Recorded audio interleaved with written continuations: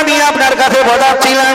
এবার আমি আপনার কাছে আর একটা কথা বলি, আমরা কবরে চলে যাব, আমরা কবরে চলে যাব, কবরে অবশ্যই আমরা যাব। আজ না যাই কাল, কাল না পরশু, একদিন না একদিন আমরা কবরে চলে যাব। আমরা হাসরে একদিন আল্লাহর দরবারে হাজির হয়ে যাব। এবার একটা বার বলবেন, পরকালে আপনারা আমরা নাজাত পাবো, জান্নাত পাবো। পরকালে জান্নাত পাওয়ার জন্য নেকি দিয়ে জান্নাত পাবো না মহব্বত দিয়ে জান্নাত পাবো? জোরে আওয়াজ বলেন। আপনারা বলছেন মহব্বত দিয়ে জান্নাত পাবেন, নেকি দিয়ে কি জান্নাত পাওয়া যাবে না? আরে নেকি দিয়ে তো জান্নাত পাওয়া যাবে। তাহলে আপনারা যদি বলেন মহব্বত দিয়ে জান্নাত পাওয়া যাবে, তাহলে এখানে তো পেশমা শুরু হয়ে গেল। আমি আপনার কাছে বোঝাতে চেয়েছি, জীবনে জীবনে জীবনে নেকির পিছনে আপনি ছুটবেন না, ছুটবেন না, আপনি মহব্বতের পিছনে ছুটবেন। অবশ্যই নেকি আপনার অ্যাকাউন্টে জমা হবে। যদি বলেন কেন, আপনি মুখে দাঁড়িয়ে রেখেছেন, এটা নবীর মহব্বত। মুখে যতদিন দাঁড়িয়ে রাখছেন, আমার আল্লাহ অ্যাকাউন্টে নেকি দিচ্ছে দিচ্ছে দিচ্ছে। নেকির পিছনে আমি পড়ে নেই, আমি নবীর মহব্বতের পিছনে পড়ে আছি। আপনি মাথায় টুপি দিয়েছেন, টুপি দিয়েছেন, এটা নবীর সুন্নাত, এটা নবীর মহব্বত। আল্লাহ অটোমেটিক নেকি আপনাকে দিয়েছেন। আপনি খাবার সময় দস্তারখানা বিছিয়ে খেয়েছেন, এটা নবী পাকের মহব্বতে খেয়েছেন। আল্লাহ অটোমেটিক নেকি আপনার অ্যাকাউন্টে দিয়েছে। তাই আমি আপনাকে বোঝাতে চেয়েছি, নেকির পিছনে ছুটলে পরকালে জান্নাত পাবে না, শাফাআত পাবে না। মহব্বতের পিছনে ছুটলে নবী পাবে, শাফাত পাবে, নেকি পাবে। আল্লাহর দয়ার জান্নাত মহব্বতের কারণে মিলে যাবে। আরেকটু জোরে হবে না? এবার একটা ছোট করে বলি, আমি ধরো মুহাম্মদ মুহাম্মদ বললাম, সাল্লাল্লাহু আলাইহি ওয়াসাল্লাম বলেছি। আমি নবী পাকের নাম যখন শুনেছি, একটু মুখে চুম্বন খেয়েছি। তা আমার একজন জিজ্ঞেস করলো, হুজুর আপনি যে নবী পাকের নাম শুনে চুম্বন খেয়েছেন, এটা কি কোরআন হাদিসে কোথাও আছে? তা আমি আর তর্কে না জড়িয়ে সাদা মাটায় বললাম, কোরআন হাদিসে সব থাকুক আর নাই থাকুক, আমি একটু মোহাব্বতে খেয়েছি। তা বলছে না, দলিল না থাকলে মোহাব্বত যেখানে সেখানে লাগাবে, দলিল না থাকলে। আলে ঠিক আছে, কিছু মনে করো না। তুমি কি বিয়ে করেছিলে? বলছে হ্যাঁ। সত্যি কথা বলো, কিসে করে বিয়ে করেছিল? ট্যাক্সি না হেঁটে না পালকিতে না অ্যাম্বাসাডার না টোটো না অটো না খাট পালঙ্গে? তা বলছে তখন পালকি ছিল। আচ্ছা বলেন তিনি, পালকিতে করে বিয়ে করতে হবে কোন হাদিসে আছে? জি জি জি, অ্যাম্বাসাডার ট্যাক্সিতে করে বিয়ে করতে যেতে হবে কোন হাদিসে আছে? নেই। খালি ওটা যদি বলেন হুজুর এটা আমার জীবনের শেষ, তাই মহব্বতে ভালোবাসা আনন্দ করার জন্য চেপেছি, ওটা যদি তোমার হয়, আমার নবী বলেছে পৃথিবীতে মিউ আলাদিহি ও আলাদিহি, তোমার ছেলে মেয়ে, তোমার বিবি বাচ্চা, তোমার জান সম্পদ, অর্থ সম্পদের অপেক্ষায় আমাকে বেশি না ভালোবাসা দিতে পারলে লা ইউমিনু, ঈমানদার হারগিজ নেহি হো সাকতা, ঈমানদার হতে পারে না। তাহলে আপনার ছেলে মেয়ে আছে ছোট ছোট, চুম্বন খাও? তো বলছে হ্যাঁ চুম্বন খাই। বলি আপনার সে একটা মেয়ে রয়েছে না, মাত্র 2.5 বছর বয়স, আপনি চুম্বন খান? বলছে হ্যাঁ। তাহলে আপনার মেয়ে চুম্বন খাও, এটা কোন হাদিসে আছে? বলছে তা নেই। তাই নবীর নামে যখন চুম্বন খাচ্ছে, তুমি হাদিস খোঁজ দিয়ে এসেছো? তাহলে এখানে প্রমাণ হলো কি? আর একটা হাদিস পড়ি, লা ইয়াবকা মিনাল ইসলামি ইল্লা ইসমু, পৃথিবীতে ইসলামের চেহারা থাকবে কিন্তু ভিতরে কোনো ঈমান থাকবে না। আল্লাহ আল্লাহ।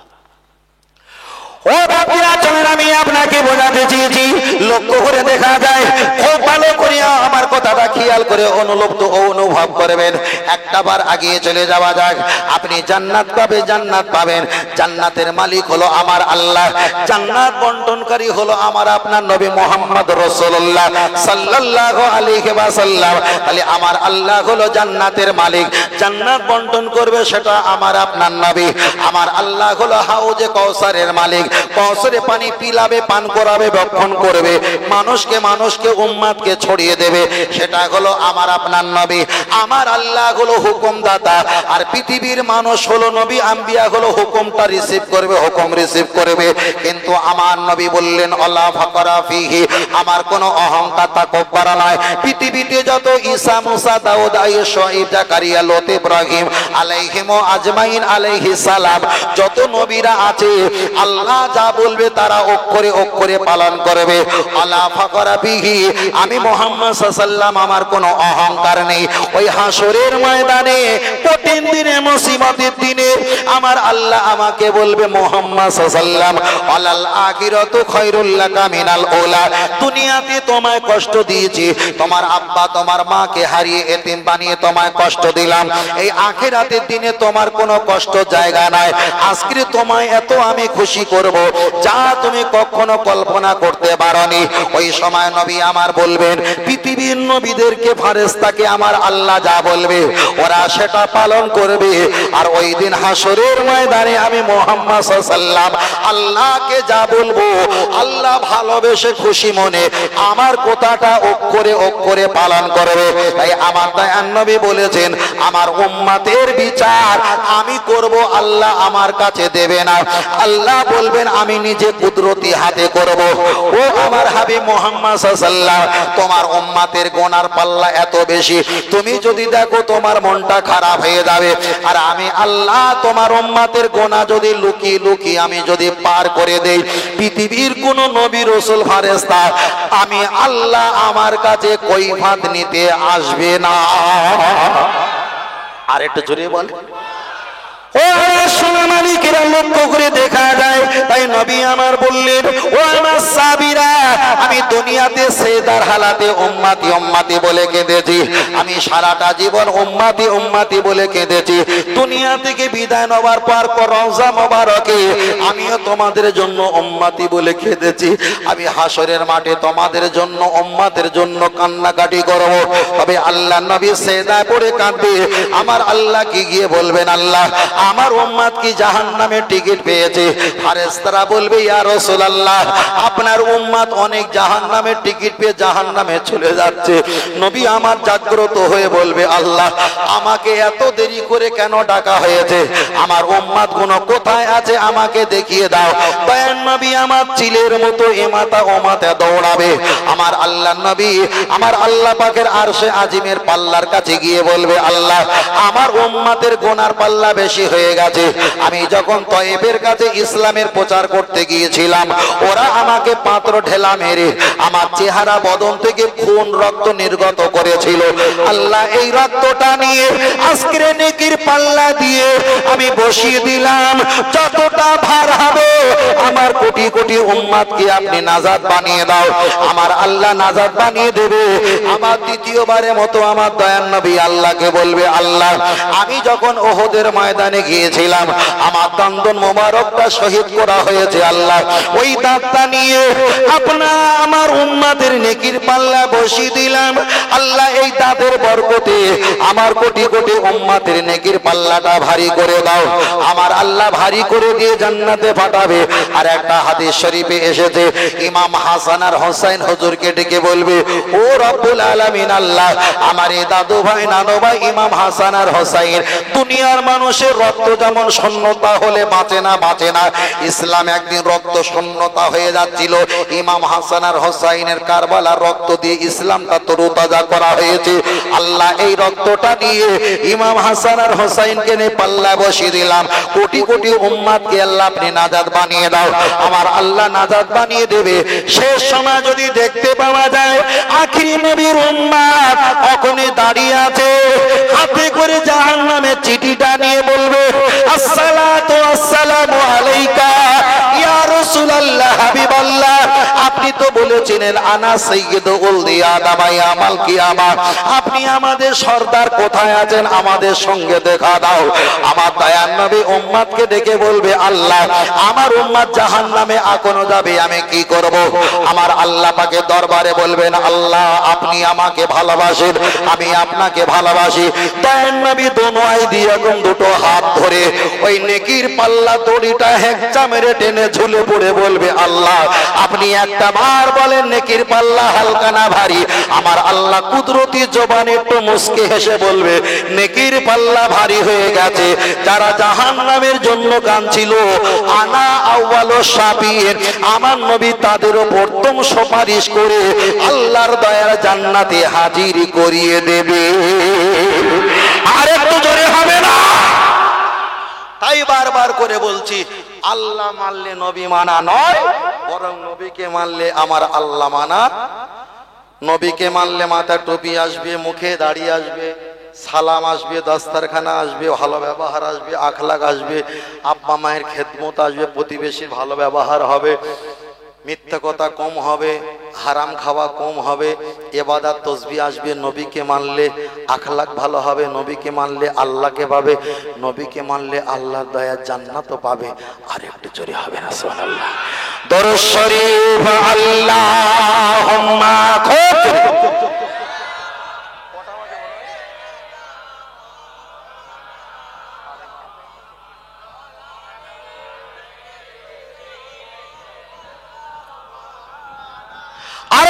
আল্লাহুম্মা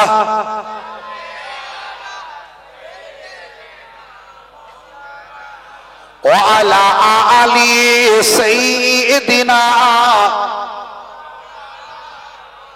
সাল্লাল্লাহু আলাইহি ওয়াসাল্লাম।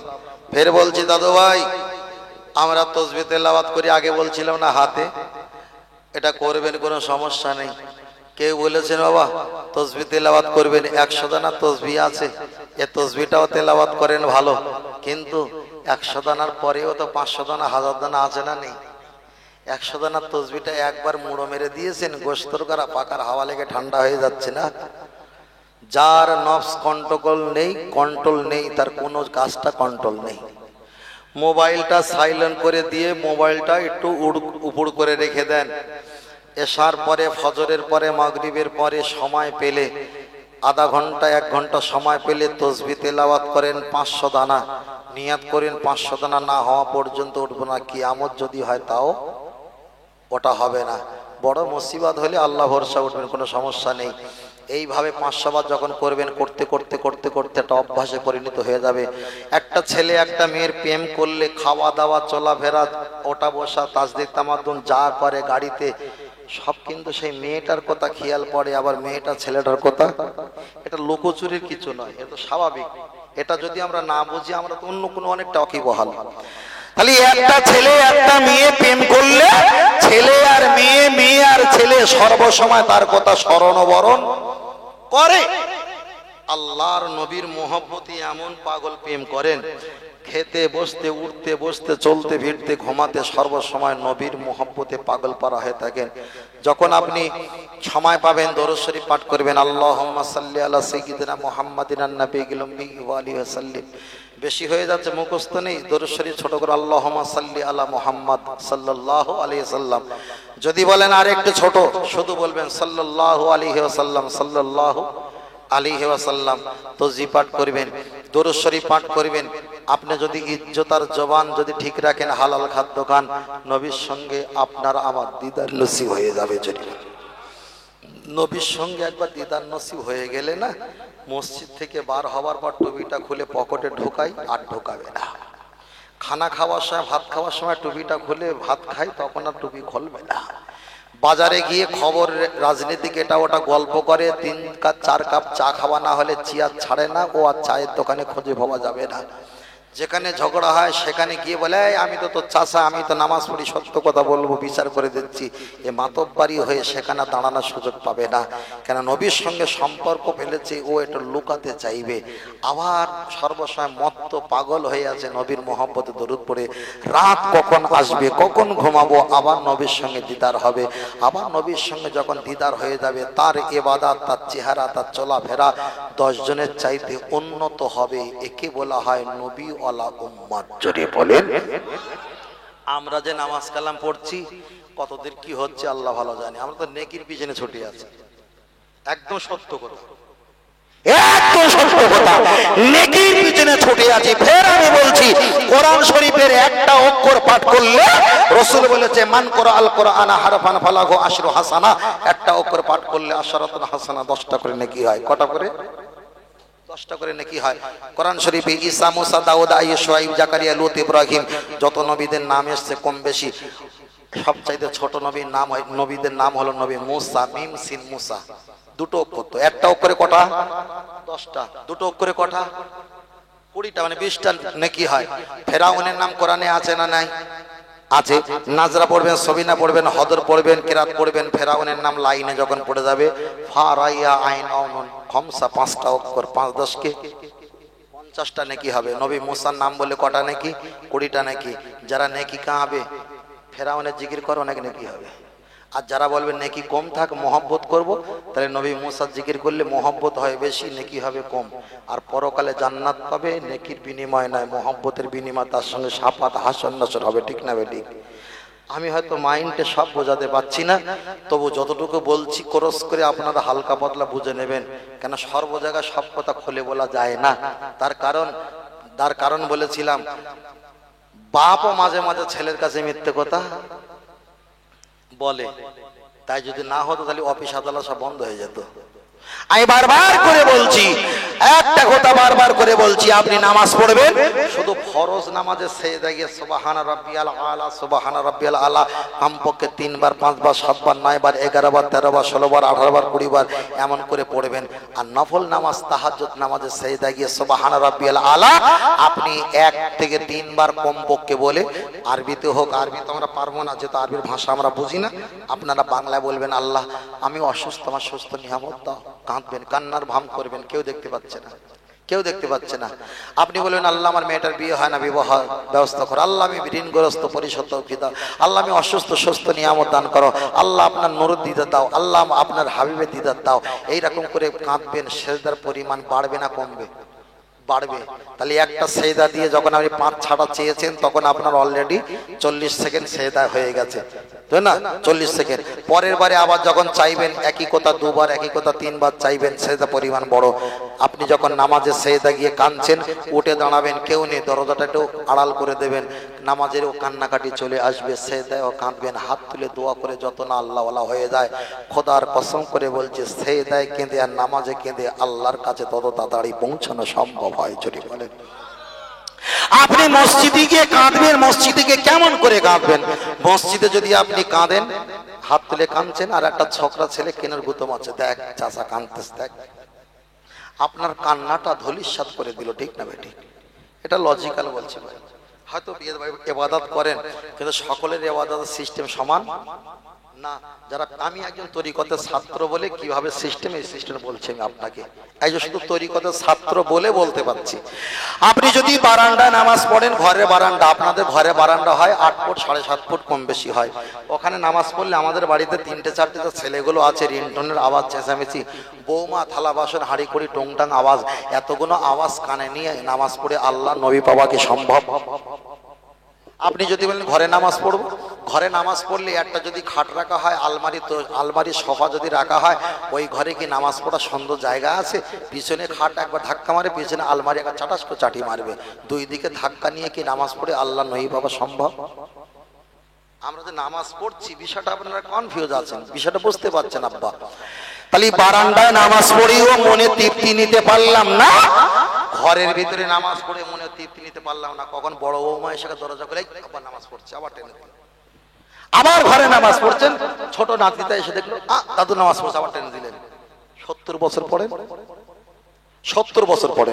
তবে এ ব্যাপারে আল্লাহু আলাম, আল্লাহ ভালো জানে, মানে শরিয়াত অনুযায়ী কেলা, আল্লাহ যদি রহমত করে এটা সম্পূর্ণ আলাদা। চলেন, তাহলে আপনি বারান্দায় সমস্যা, মসজিদেও সমস্যা, ঘরের ভিতরে সমস্যা, তাহলে কোন জায়গায় সমস্যা নেই এটা সিস্টেম বলে দেই। রাগ করছেন নাকি? আমি তো শেষ করবো, রাগ করবেন না। শোনেন, আপনাদের ঘর বাড়ি ইমারত বালাখানা আল্লাহ দিয়েছে, আলহামদুলিল্লাহ, আরো দেবেন, দোয়া রাখি।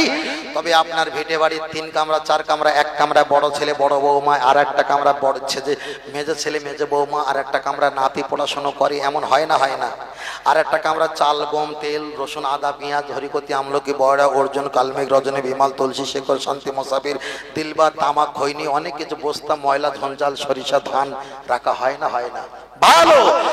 আর একটা কামরায় ওই মোটর লাগিয়েছে, সাবমার্সেল বসিয়েছেন, সেটাটা করেছেন।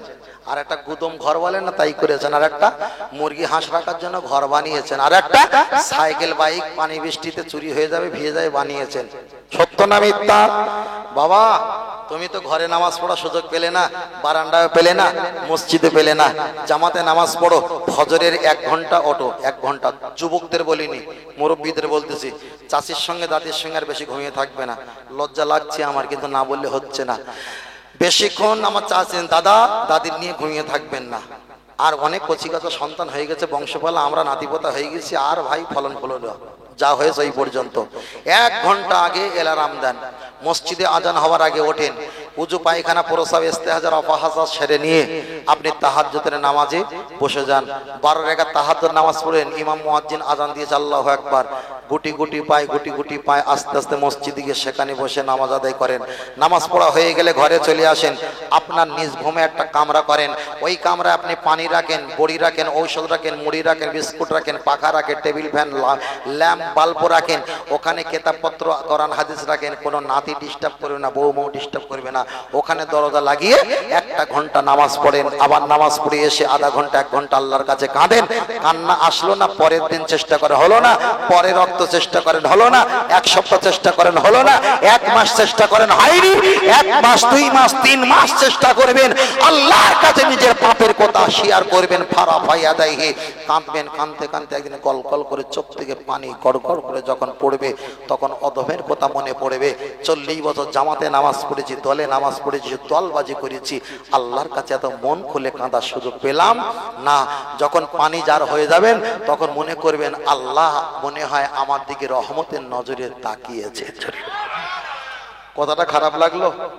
এই সিস্টেমে যত আল্লাহওয়ালা হয়েছে তারা এই সিস্টেমে, আপনার হয়তো মনে করেন হুজুরা নামাজ পড়ে না, হুজুরা ফাঁকি দেয়, হুজুরা এই করে। ভাই, আপনি যে ধনা ধনেন সে ধনা লোকের দেখান, আর ওনারা যে ধনা ধনে আল্লাহওয়ালা নবীওয়ালা হয়েছে এটা লোক দেখতে পায় না, তাই নাম্বার দেয় না। মহরমে কারবালা যায় যারা ঢোল বাজায়, ওদের নামটা পত্রিকায় আসে, আর যারা মসজিদে বসে কোরআন তেলাওয়াত করে সাবরাসানি করেছে এদের নাম পত্রিকায় আসে, পত্রিকায় আসে। তা তুমি যা নামাজ পড়েছো, তুমি ঢোল পাটা বাদন করেছো, তোমার নামটা জনসাধারণের পত্রিকায় গেছে, আর যারা ঘরে খোলে গিয়ে ঢোল পিটেছে ওদের আওয়াজটা পত্রিকায়। কথা বোঝাতে পেরেছি? ছোট করে বলছি, ইবাদত করবেন, ইবাদত করবেন। আর একটা বলছে দরুদ শরীফ পড়বেন, নিয়াত করে নেবেন 24 ঘন্টায় 1000 বার দরুদ শরীফ পড়বো, না হয় 500 বার, না হয় 500 বার কলেমা, না হয় 500 বার তাওবা শরীফ পড়বো। নামাজ পড়ে নিয়ে মোবাইলে খবর দেখবেন না, 1 হাত সেলাই করতে গিয়ে 5 হাত ছেড়ে যাবে, বুঝেন না? অনেক কথা বলেছি, আপনাদের কাছ থেকে বিদায় নেব, যেহেতু রাস্তাটা অনেক দূর। আবার গজল বলতে হবে, মুখস্থ করে শিখের ওটা।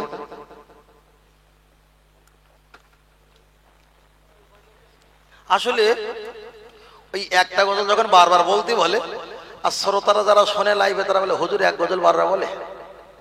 আসলে আমার শ্রোতাগুলো ওরা ওই মাল চায়, আমি দোকানে ওই মাল রাখি, ওরা ওই জিনিসটাই কেনে, বুঝলেন না?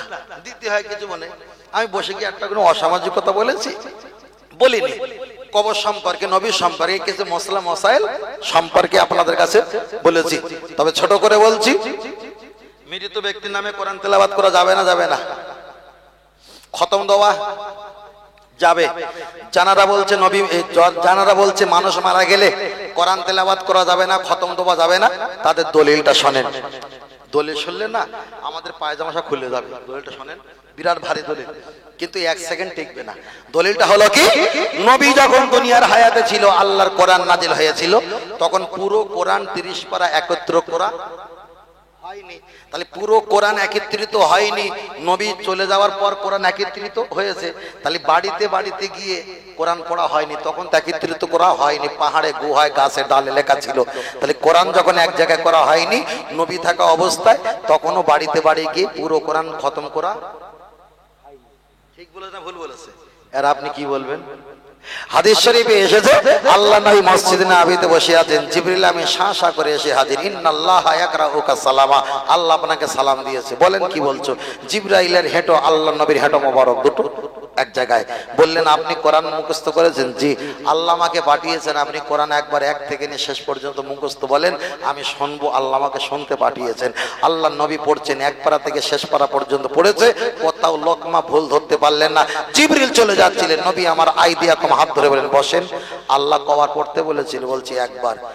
এবার আল্লাহ যখন বলেছে শুনে চলে যাচ্ছে, এবার কার পালা? আমার পালা। আমিও 1 বার পড়বো, তা শুনতে হবে। সুবহানাল্লাহ। জিবরিল আমিন আবার বসে, নবী নিজের ইচ্ছায় আবার 1 বার পড়লেন। একটা খতম হলো, দুটো খতম। খতম মানে উর্দু হিন্দি ভাষা, মানে শেষ, তাই তো? একবার শেষ করলেন, দুবার শেষ করলেন, জিবরাইল চলে যাচ্ছেন, আবার নবী হাত ধরে বললেন কোথায় যাচ্ছ? না আমি চলে যাচ্ছি। চলে গেলি হবে না, এখন দুটো খতম আমি কোথায় দেবো? তোমার সাক্ষ্য রাখবো। এই দুটো খতম কোন জায়গায় দেবো আমি তোমার সাক্ষ্য রাখবো। জিবরাইলকে বসিয়েছেন, বলছে ফারা ভাইয়া দেয়, হাত তোলো। হাত তুলে মোনাজাত করছে, আল্লাহ একটা খতম আমার বংশ পরিবারের জন্য আল্লাহ আপনি আমার এই কোরআন তেলাওয়াতকে ওয়াকফে লিল্লাহ দান করে দিলাম, সওয়াব পৌঁছে দাও, সুবহানাল্লাহ। দ্বিতীয় নাম্বার, আল্লাহ আর একটা কোরআন খতম যত উম্মাত এসেছে আসবে যারা চলে গেছে প্রত্যেক উম্মাত যে সমস্ত দিকে রূহ পাকে সওয়াবখানা পৌঁছে দাও, বলুন সুবহানাল্লাহ। নবীকে বলেছেন একবার খতম করতে, নবী করেছেন কয়বার? দুবার। আল্লাহ তো সওয়াব পৌঁছাতে বলিনি, নবী আবার প্রত্যেকে সওয়াব পৌঁছে দিয়েছে। যারা এসেছে, যারা আসছে, যারা আসবে তাদের জন্য রূহ পাকে পৌঁছে দিয়েছে। এবার বলেন মৃত জীবিত সব পড়েছে না পড়িনি? সব পড়েছে। আমরা কোরআন তেলাওয়াত করি জীবিত মানুষের জন্য করি, মৃতের জন্য করি। তাহলে আমাদেরটা যদি ভুল হয় এখন নবীরটা কি হবে? মুখে শুধু বলে দিলে একেবারে এটা যাবে না, ওটা যাবে না, ওটা যাবে না, ওটা যাবে না, ওটা যাবে না।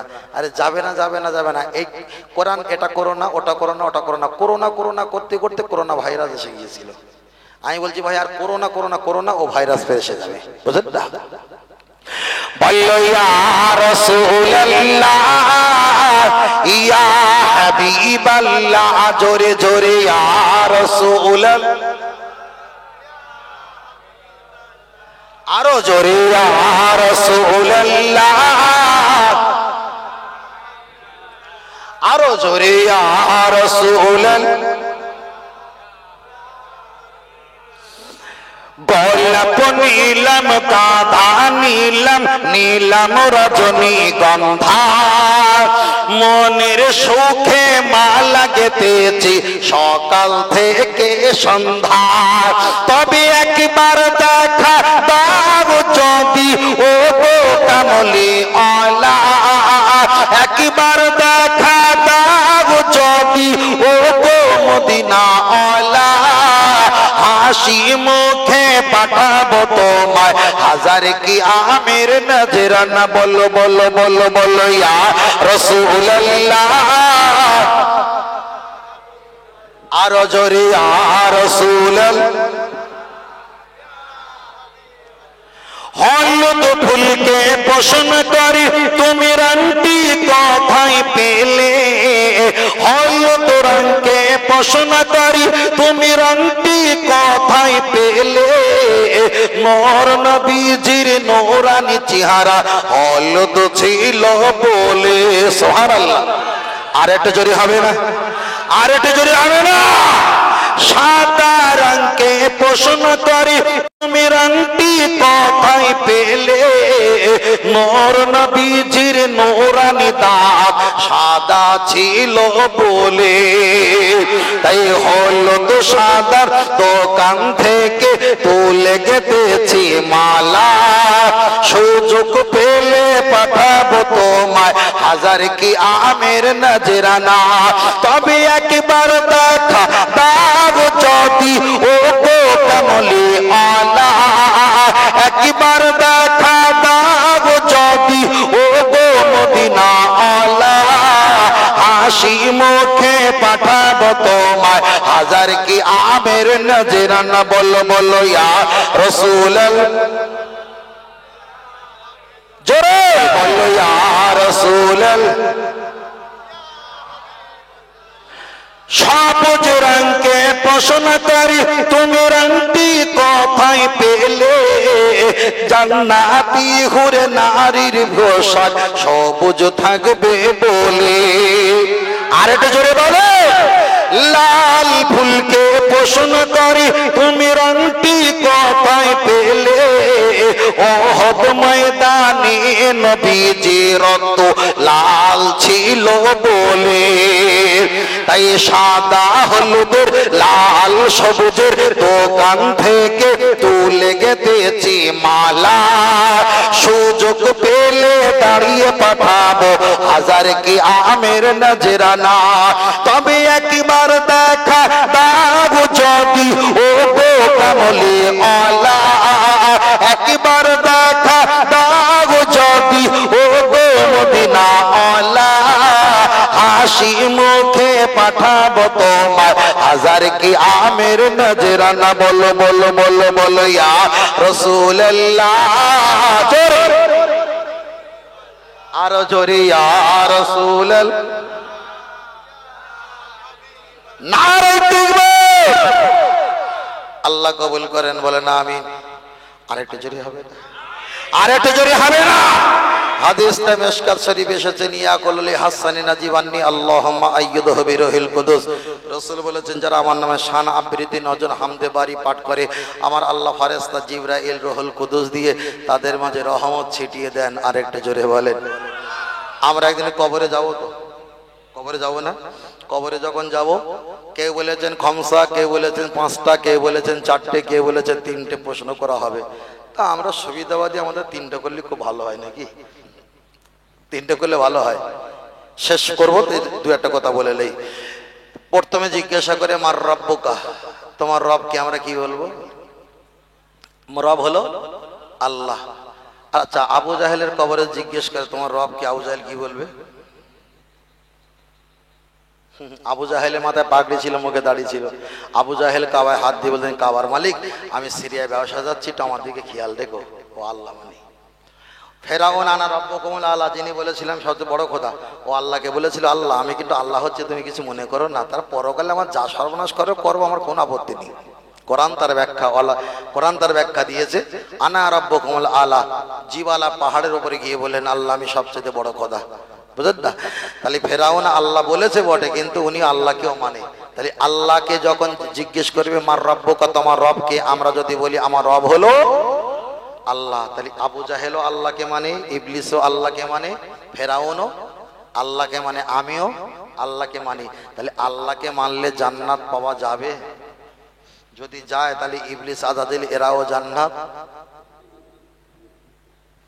ভাই কইলে ফেলছে এরাও জান্নাত না প্রথম পরীক্ষা যেটা হয় ওটা হলো টেস্ট পরীক্ষা নাকি বাবা টেস্ট পরীক্ষা পাস করলে ফেল করলে কোনো নাম্বার দেবে না ওই যা আছে তাই আবার পরীক্ষা আসবে তারপরে আদল বদল করা হবে দ্বিতীয় জিজ্ঞাসা করা হবে আমার দিনও কা তোমার দিন কি আপনি আর আমি যদি বলি আমার দিন হলো ইন্না দিনা ইনদাল্লাহিল ইসলাম ইসলাম ধর্ম আচ্ছা বলার পর ফারেস্তা মুগুর নিয়ে চলে যাবে না থাকবে থাকবে তাহলে আল্লাহকে আল্লাহ বললাম দিনকে দিন বললাম ফারেস্তা যায়নি এখনো দাঁড়িয়ে আছে কেন দাঁড়িয়ে আছে ফাইনাল পরীক্ষা কখন হয় শেষে না প্রথমে শেষে হয় লাস্টে আছে আমার নবীর নাম আমার নবী ও তোমার নবীকে আপনি যদি বলতে পারেন হাজা মুহাম্মদ রাসূলুল্লাহ সাল্লাল্লাহু আলাইহি ওয়াসাল্লাম তাহলে আল্লাহকে চিনেছেন ওটা রাইট হবে দিনকে চিনেছেন ওটা রাইট হবে ফাইনাল পরীক্ষা আমার নবী চেনার কারণে এগুলো রাইট হয়েছে জোরে বলে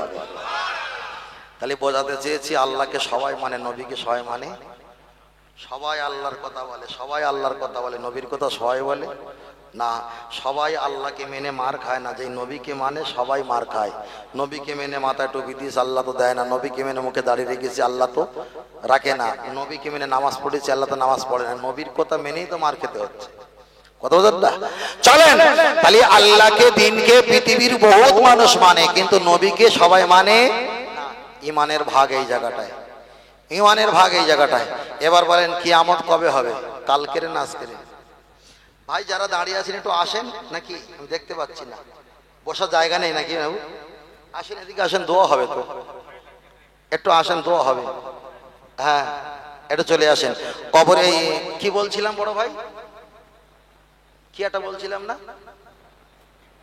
ওই দেখো তাহলে খাসির বালতি ঘুরিয়ে নিয়ে বাড়ি চলে যাওয়া ভালো কেন খেতে পারে না যখন আর খাবে কি হবে কথা বলেন না কিয়ামত কবে হবে কালকে না আজকে আল্লাহু আলাম আল্লাহ ভালো জানে তবে কিয়ামত সকালবেলা হবে না দূরবেলা জি জি জি বড় ভাই কিচ্ছু বলে চুপ করে বসে আছে মনে করে যে যদি আমি বলি কাল থেকে তো নামাজ পড়তে হবে কেতনা চালাক ভাই কিয়ামত সকালবেলা না দুপুরবেলা হবে আল্লাহ নবী বললেন আল্লাহু আলাম কিয়ামত কবে হবে এ ব্যাপারে আমার আল্লাহ ভালো জানে তবে মুহররমের কথা নবী বলেনি আশুরার কথা বলেনি 10 তারিখের কথা বলেনি শুক্রবারের কথা বলেনি তবে নবী এটা বলেছেন এই তারিখে বহুত কিছু হয়েছে এই তারিখে হলে হতে পারে পরে বলেছে আল্লাহু আলাম তবে আল্লাহ ভালো জানে তবে নবী বলেছে আমি মাসের নাম বলছি না, তারিখ বারের নাম বলছি না, তবে সকালবেলা কিয়ামত হবে না।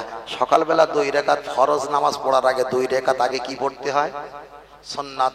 আগে নবী পরে আল্লাহ আসছে না?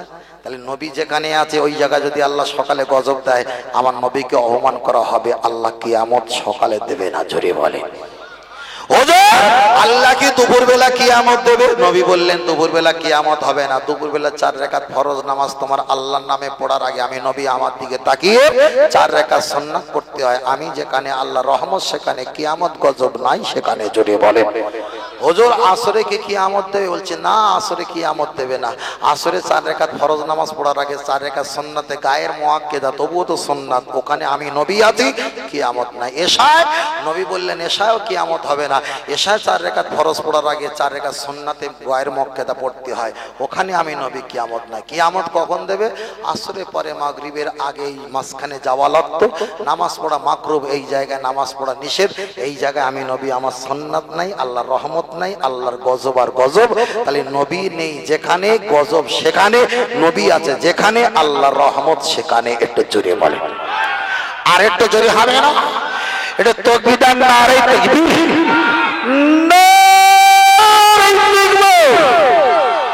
আল্লাহ আমাদেরকে সকলকে কবুল করেন, বলেন আমিন।